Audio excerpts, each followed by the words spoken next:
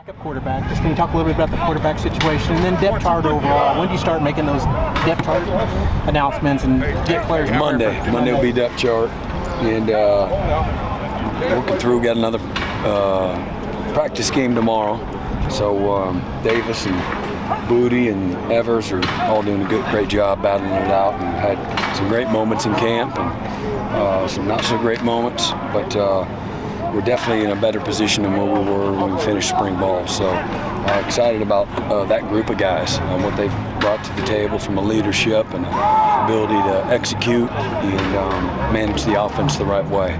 So here in the next couple of days, that'll all work itself out. You talked about having a blueprint for a championship team.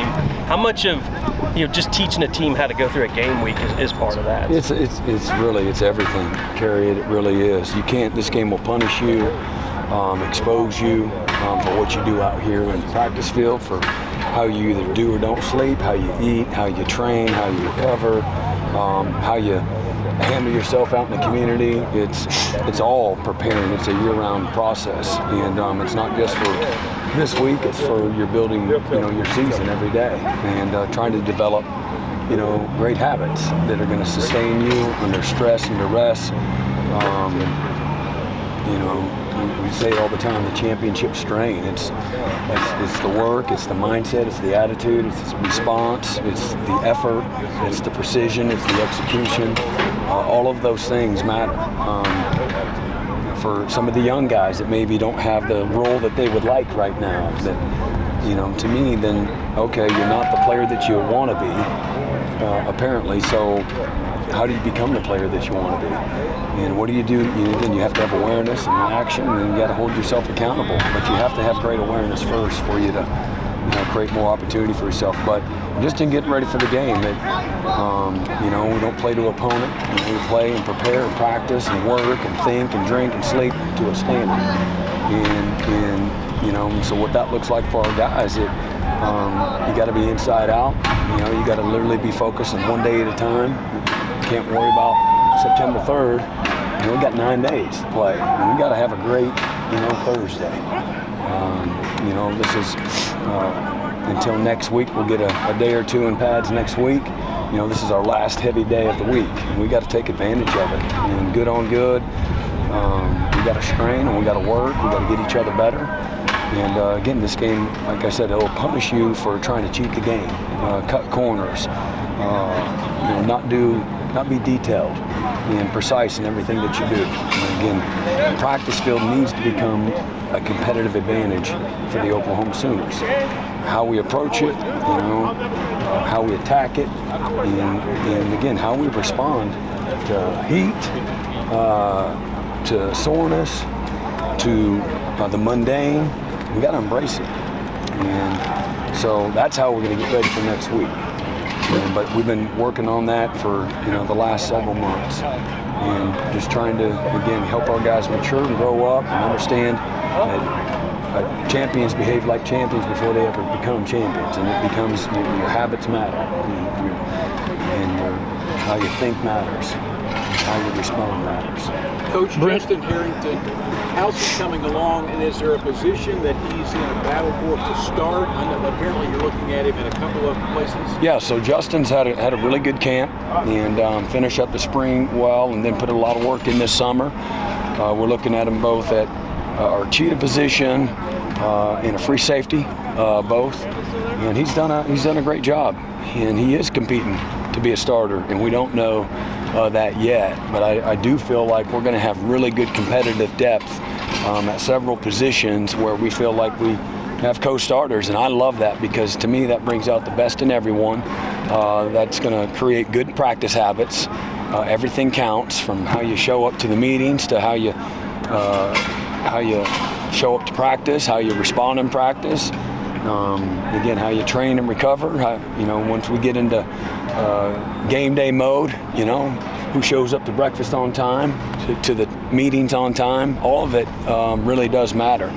And so I love that some guys feel some heat, and it should bring out the best in everyone. But Justin's a guy that has a lot of position flexibility, can do several things for us, and so excited about him. He's long, he's athletic, he's physical, he cares. which is probably my favorite quality. He cares a lot. Sorry, how much do you want to project some of the lessons of organization and structure and procedure that you learned from Bob or that you learned from Dabo over the years? Yeah, just in terms of game day operations. Yeah, you have to. And as I had a meeting with our athletic director, we meet once a week, and I told him today, you kind of go through it for that first time. At the end of the day, you got a script, and you got a schedule, and you try to be detailed and organized, but you got to go through it too. Until you do, it's never the same. But we'll do that like we've done everything else. We'll try to get our guys to have a level of comfort and what to expect around the corner, and so we'll do that tomorrow. Everything from team hotel to champion walk to game day simulation. So we'll work on that and what we're doing at halftime and how we sing the alma mater. All those things will be rehearsed before we get there next week. But there'll be plenty of things that happen and you're like, man, I wish I would have thought of that. Yep. And you just learn and you grow. That's you're no different than a player. I'm a freshman, right? And I got to grow up quick.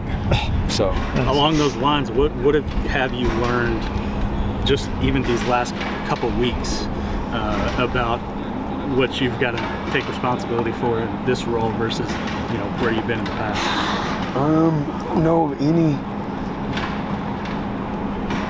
Probably just to be how we practice, make sure that again we don't crescendo too soon. We don't peak at the wrong time. That we understand you got to strain them, you got to get in shape, you got to build endurance and develop a toughness and attitude, but you also got to get your guys to a point where they're fresh and healthy, and so we can play fast and be explosive. But so managing that, what you feel, instincts, what your eyes tell you, is a big part of that.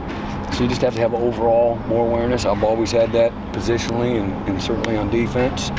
But I've been around a lot of wise coaches that they have a great pulse on that too. And I have a great staff too. We talk about those things daily, and we do all the GPS things to monitor our guys and see what the player load is and what the exertion looks like to help guide us to some degree as well. Is it tough to balance that at this time of camp, especially as you make that transition from preseason camp to game prep? Well, we have an exact schedule, so in that way, no. But just getting a good feel, even though it's on your script, having the willingness to make a hard left-hand turn. Okay, we were going to be in pads today. Let's take the pads off. And even if it's just a placebo effect, if it works, it works. So try to help your guys. It's been a good, tough camp and a very productive camp. But you want your guys feeling great, confident and again fresh mentally and physically as we go into the season. I couldn't be more excited about where the team is, their attitude, their toughness, the improvement that we've seen them make, the confidence that they have. Very unified football team. They like to work. They love the investment part of it, and getting into opponent preparation creates a newness that is exciting, and it's challenging too. You get used to certain motions and formations and runs and passes, and now you got to start over, and that's what makes preparing for a season so incredibly difficult. And you can say, oh, we're just going to do what we do, and they got to adjust to us. That's one way to look at it. Or you got to help your players too, and you can't just make it easy on your opponents. They know what you're going to do all the time. So our players got to take a huge role in the preparation and the investment so that they get to a comfort level so they can play fast and explosive and confident each and every week. How unique is this, a season opener, to have a team that's going to play against a team that's already going to have a game under their belt? Do you scout UTEP hard this weekend, get film for the kids for Sunday? Yeah, I don't think it's any harder than it normally is. Is that an advantage? I wouldn't say it is or isn't. For us, we're going to worry about us and how we get ready. The things that we learn, certainly we'll use their game as an additional resource to prepare, no question about it. But they've been preparing for this moment too, and I think it's really it's important. I want our guys to focus on Oklahoma and kind of the man in the mirror, but it's always important that you respect the motivation and the mindset of your opponent. I think that's incredibly important. We're going to get a Game 7 mentality from everybody we play. Everybody. There ain't nobody. When we play somebody, they hate Oklahoma. They're not like this mutual respect. They hate Oklahoma. And you're going to get whatever's on film, it's going to be another level when they play Oklahoma. That's got to be your mindset. Respect, what their motivation is too. Brent, you mentioned Cheetah position, Harrington. How has that evolved into something like Deshaun White? Does he fit the type of build of what you might be looking for at a spot like that? Yeah, Deshaun can play multiple positions. He can play all three positions and actually has. But same position we've had for a long time. And again, you're looking for guys that can cover, play in space, can play some man-to-man, can blitz. They can do a variety of things that sometimes a skill set is outside there where that's located. It's a different skill set when you're playing inside behind the ball. And what I love about the group of guys that we have there is that I see guys that can play multiple positions, not just that position. It's one of the easier positions to learn, but it's hard to play because of the skill set that's required. A lot of people are curious about your sideline demeanor as a head coach. Are you curious about your sideline demeanor as a head coach? And are you still going to have a get-back coach? Or We've not discussed a get-back, and I've seemed to be in control of my role that I've had for a long time. Never had a penalty, and my guys play at a high level, and so that's got to stand for something, right? So I got to, there's more that's on my plate. I've got to help manage a game and morale and motivate and special teams. There's a lot of different things. I've got coaches that are going to help in all those different areas, but ultimately it's my responsibility. So I have a few more tasks, and I'm a passionate, intense coach. That's just me, and I know that my players are going to look to me to help lead, and so I get that. But I want my guys to play with intensity and emotion and passion, all controlled. And so whatever that looks like, I've literally not thought about it at all. And but I'm not the signal guy. Yeah. So that I won't do that. But I'm looking for the right stuff from all of my players in every phase of the game. The guys that play with great effort, to play tough and play physical, to respond, to be passionate. Passion and intensity are great equalizers on the field, but it's got to be a controlled intensity. And so I think that's important. That I set that example too for them. Have you taken maybe more time to listen into the offense? Because I'm sure you never did that as a defensive coordinator, but just to kind of be the guy to say, hey, maybe we want to look at this or that. I've done that plenty. Sometimes those offensive guys probably think a little too much, but no, absolutely.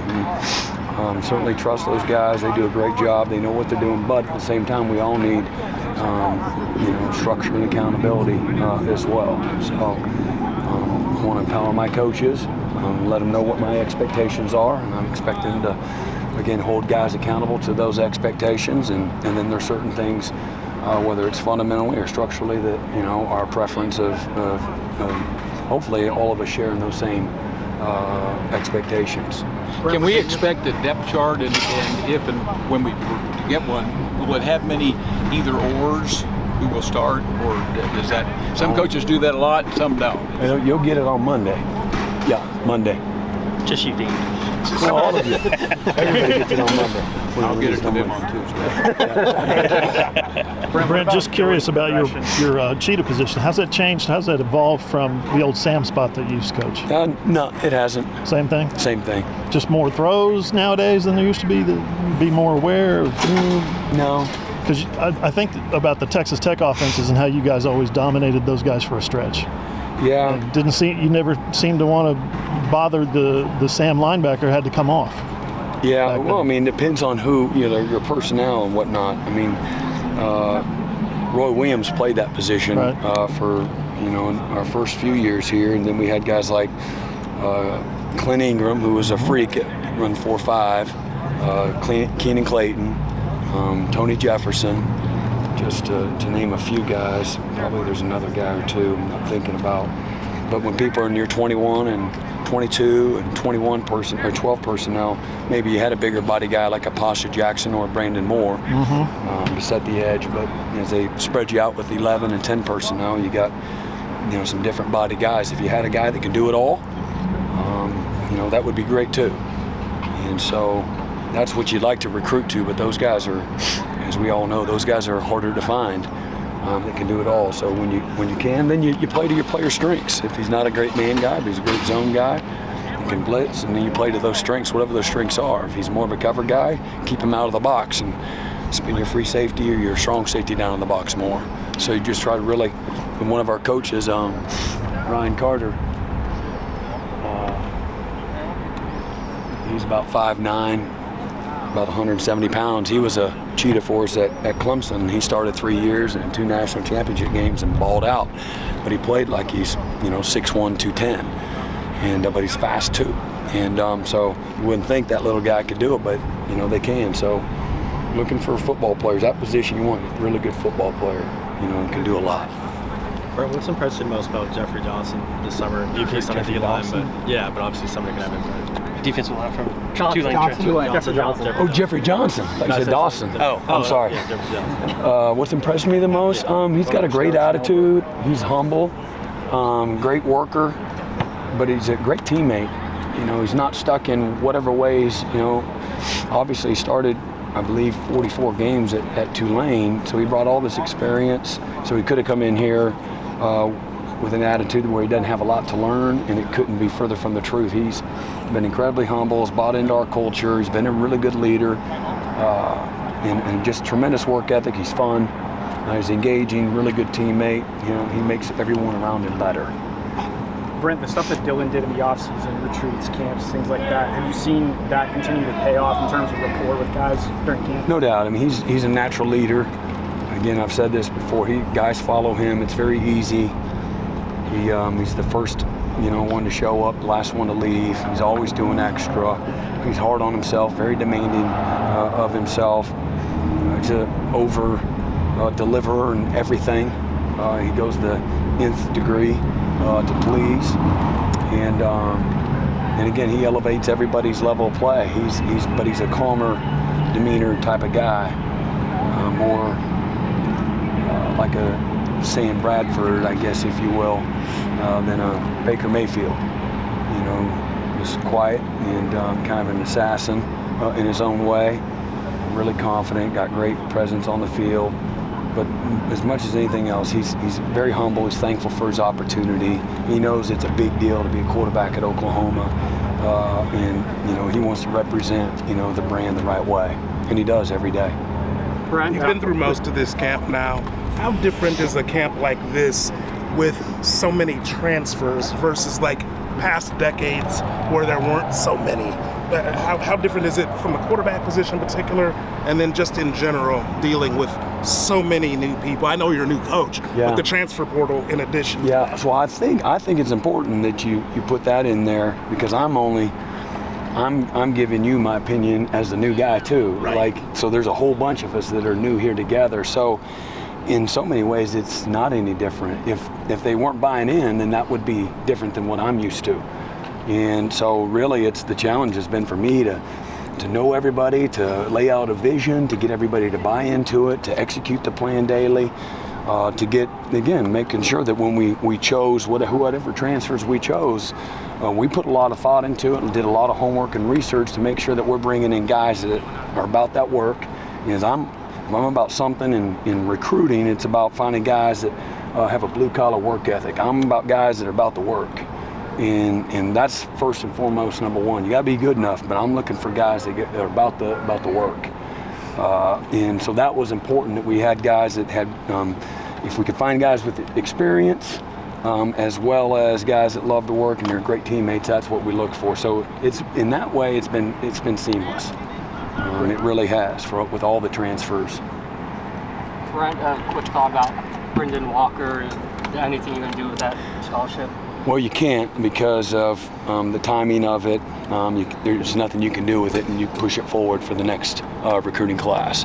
And I hate that for Brendan, hate it for TD, just awful that it comes to an end. But at some point in time, it's got to come to an end, and we got to help him with the what's next. And so he's an excellent student, got an incredibly bright future in the medical field. But just have what looks to be like a pretty deep running back room, but what have you seen for him? I'm so excited to watch Marcus, man. He's worked, again, incredibly hard for this opportunity. He's had some dumb luck along the way here with some injuries, and but he's got everything in order right now. His house is in order, and man, he's been terrific. He's explosive, he's strong, moves the pile. Every time he touches the ball, he's moving the pile in a forward direction. Plays really well behind his pads, can catch the ball in space. He's just really explosive, and he's been the epitome of toughness through fall camp. So I'm really excited to see him, as well as the rest of that group. But he's had a great last couple months.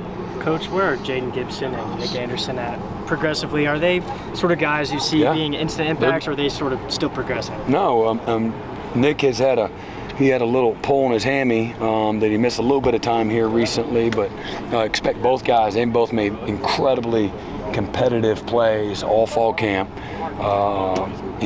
As opposed to the plays that are wide open. I mean, made a lot of tough competitive plays. So a lot of times for young players, they don't have the functional strength to do so, and these guys are mature beyond their years that way. With Jaden, it's with his attitude, his mindset. He's skinny as all get out, but he thinks he's like 240. And with Nick, he's naturally got a great strong build to him, and a natural pass catcher, a route runner. Really excited to see both those guys. They're going to play a major part in what we're doing. Where's your confidence in the inside linebackers with obviously Deshaun working some at Sam? Yeah, great. Between David and Danny, Shane's had a great camp. He's just gotten better and better and better. He loves his speed and athletic ability. We got Jake McCoy, and we've moved Jaron Canick in there, and we'll see where Kobe McKenzie. He's had a pulled groin for the last couple of weeks, and so he's been limited. It hasn't helped him in a real critical time of development for him. And then also Kip. Kip he's done a great job. He's just got to add functional strength at the point of attack. He can run, and he's really aggressive. He's just got to add functional strength to his game. So don't have a lot of depth there, really don't. But love the group. Great leadership, toughness, and guys that, man, they've really invested hard in this season. How are you guys looking on the injury front? Is everybody doing pretty well? Yeah. Or is there anything? Yep, other than the guys we've already identified. So we expect to have everybody else back for next week. Right, we were talking about Brendan being around the team and that assistant role. Can you finish your thoughts on that? Yeah, I mean, he wants to be around the team and be connected to something. I think that's important. That's great. We'll have a daily role for him being around the guys and us coaches to help us continue to pour into the players, but continue to help give him the structure that all of us need. And so he's invested a lot in this program, and although he hasn't had the type of career that he had hoped. And again, sometimes that happens. The injury bug, you just can't get away from it. And, but he knows that he's got all kinds of greatness in front of him. The game week structure starts Sunday? Monday. Monday? Yep, Monday. Players are off Sunday? Yeah. So what's your priority between now and then? Just getting guys fresh and confident in what we're doing moving forward, healthy. Okay. Right, with JJ and LV, the growth for them as guys who got here in the summer, the growth from August 4th to today, what have they done? What have they shown you? Yeah, it's good. They've both flashed with their ability. They're different types of receiver. JJ's an outside, a big body guy, speed guy, and LV is a slot guy that's got a knack for making plays and finding space, and he's tough and competitive and consistent. He's played a lot. JJ hadn't played quite as much, so both of them figuring out, their roles and what have you, but really excited for both those guys, not only just this year, but for the future, where they're going to be. Brent, something sort of off the wall. Talked to a couple of your teammates at Garden City and K-State. One of them, Brooks Barta, asked me to ask you about the phone call in Japan to try to get a fan to your room. What about it? I'm a hot-blooded guy. You know, I need some space, or I need some air sleep with. Yeah, that's funny. That is too funny. I understand you didn't ever get it though. No, yeah. Between the rooms being, you know, I mean, the rooms are so small, the beds were so small. Your roommate was literally sleeping. You could hear his heartbeat. You know, so between needing some noise and some fresh air, that's funny. You got a lot better memory than me.